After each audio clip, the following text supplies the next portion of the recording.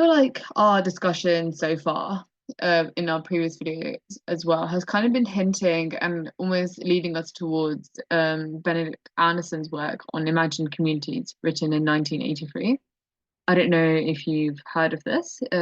Very significant book, and actually, I would highly recommend that you find a copy of it online. There are probably some free copies online, but if not, it's so famous that there's been so many prints of it. So buying a copy for yourself is going to actually be quite cheap, especially if you buy it second hand. And Imagine Communities is a book. I think he was trained as an anthropologist, but also probably as a historian, and it's about nationalism.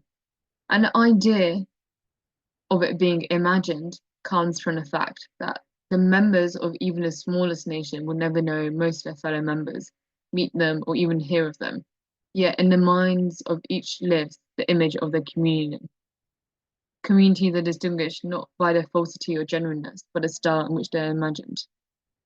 And I think this is so interesting. And I've picked out an example of people reading newspapers on the subway here or on the tube, because one of the examples that Anderson gives for this is how newspapers are a form of bringing and constructing an imagined community, because every day you read about other people in your nation who's been affected by things, and you know of their existence, but not of who they are. And that's a way of almost making this community, your imagined community, bigger than the people that you actually know within your circle. It's imagined because it gets bigger and bigger, even though you don't know the people in the outer edges of your circle, of your community. And I think this kind of idea of a community and a collective is something that is directly relevant to music. And it will be an interesting link in your essay if you were to look at how certain songs, like for example, the Irish ballad songs of the 18th century, or songs from the French Revolution or the Algerian radio, how these things constructed an imagined community. Because, of course, a lot of these songs were nationalist, they formed their own identity, as you saw, for example, with the context of African American slavery. These were a new cultural paradigm which allowed people to make their own identity in the face of cultural erasure.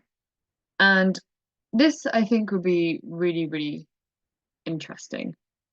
And you can also think about how, significant historical change comes not only from like a huge political event, but it also comes from the creation of cultures, identities. I would, yeah, recommend that you look more into that. And as always, remember that when you're looking at an example like this, make sure you don't cite the whole thing. Try and keep your quotation fairly limited. One sentence max, about 3 or 5 words is ideal.